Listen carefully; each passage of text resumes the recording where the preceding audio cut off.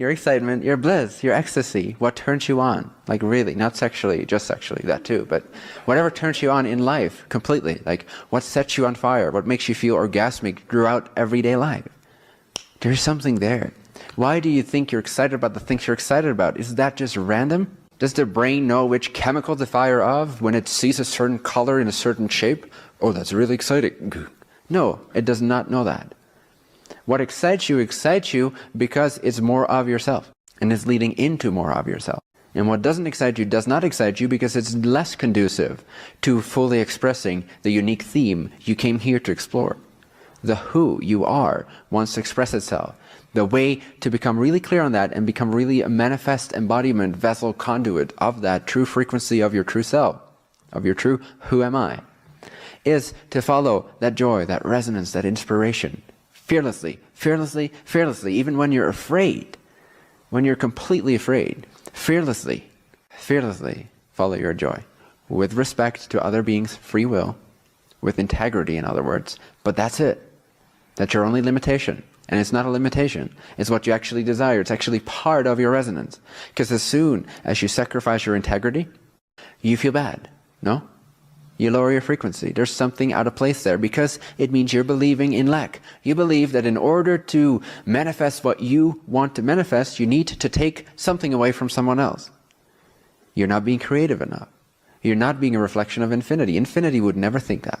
Infinity always sees ways around things, inside of things, next to things, coexistent with things, simultaneous to things. There's never an obstacle because there's only infinite parallel realities. If there's an obstacle right here, shift to parallel reality where there's not that obstacle and let that obstacle be in its own reality, its own obstacle. If it wants to be there, let it be there. Don't try to push it away so that you can walk there. Shift to a different frequency where that person is not standing in your way and go about your way. Does that make sense? There's infinite parallel realities within presence energy. Presence energy consists only of parallel realities. It doesn't consist of a singular reality. It consists only of parallel realities. What I mean by that is that the past 10 seconds have not been one reality out of many parallel realities. I'm saying there is only parallel realities, which means that every nanosecond of those past 10 seconds were each parallel realities, coexisting next to each other. I just chose to move my consciousness from this frame to that flicker, to that flicker, to this configuration of energy, to this configuration, until it seemed like I was a being continuously moving. The sense of continuity is an illusion. There are only parallel realities. So how could there ever be an obstacle? There can only be an obstacle if there is limited resources. In an existence where there's only parallel realities, there is no lack of resources. There's only parallel realities. So whatever you need is somewhere. In other words, if it's not here, it's somewhere else coexisting with here. Figure it out. Change your frequency. Be more creative. Learn whatever you need to learn. Why is your higher self, quote unquote, forcing your attention to be stuck in the similarly looking infinite parallel realities that all create a similar pattern, recreate themselves? All in parallel realities. There is no continuity, even in your stuckness. But why do you create the illusion of the same things showing up for you that you don't like? Why? Either because you haven't changed your frequency as a state of being, as a responsive, empowered individual, or you have not learned a lesson from what you actually want to learn. You actually want to expand. That's always the intention of your higher self and you, ultimately. The intention is to expand, to gather, to expand, to become more abundant in your expression of self, of infinity. And so either you have to learn something that you haven't paid attention to yet, and therefore the struggle of keeping you in stagnant reality is eventually worth more than not doing that and not having you learned a lesson that you learned through being stuck for a period of time. However, you can make it easier on yourself, A, by realizing your state of being is independent from circumstance. You can always experience yourself in whatever way, from whatever point of view you wish to experience yourself. You can generate a frequency of consciousness that is however you like it, regardless of what's happening or not happening. That does not mean I am uncomfortable, unless I say I am uncomfortable because of that. State of being is independent from that. Can you see that? Can you feel that consciousness, the I am, vibrating at a certain state of being?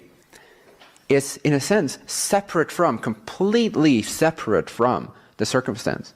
Not really energetically separate from, but state of being-wise, separate from or completely independent from circumstance. Has nothing to do with each other. Nothing whatsoever. Although it does. It does in the way that circumstance is a reflection of state of being. But in terms of feeling-wise, it has no relationship.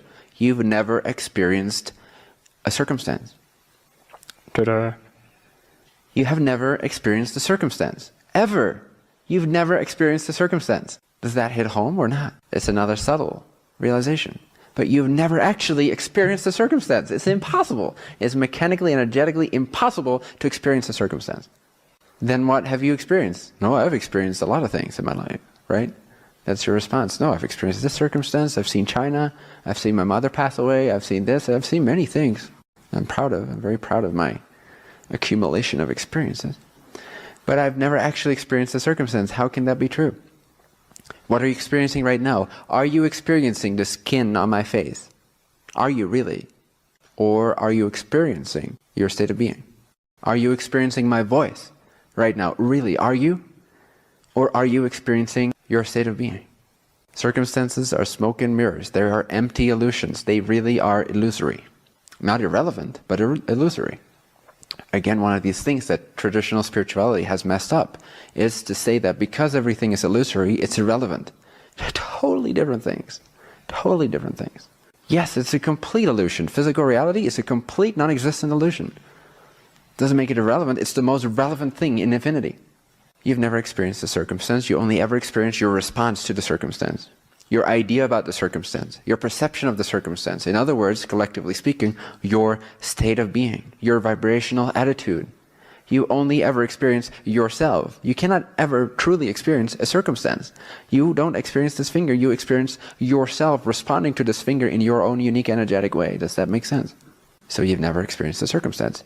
In this way you can see that circumstances do not ever have to demand your state of being to look a certain way, to feel a certain way, because circumstances do not exist. That would be silly, would it not? Let me take my cue from my circumstances, because I know they don't exist. Right? That's what we're all doing. Let me wait for that which does not exist before I make some relevant moves. Stop waiting. Never, ever, ever wait again. Never wait. There's always a way not to wait. And there's many ways to wait that you're not even aware of. There's many ways in which we've developed the habit of waiting. It's so much fun when you see this. It's so much fun when you explore all these subtleties. Oh, wait a second. Not traditionally speaking, but in a very subtle, weird, wicked way. I am waiting right now. And as soon as you notice that, it's so liberating, because then you start acting on the thing that you wanted to do, whether or not you seem to have the means to do it. For example, you start acting according to your desire, regardless of whether you seem to have the means to do it.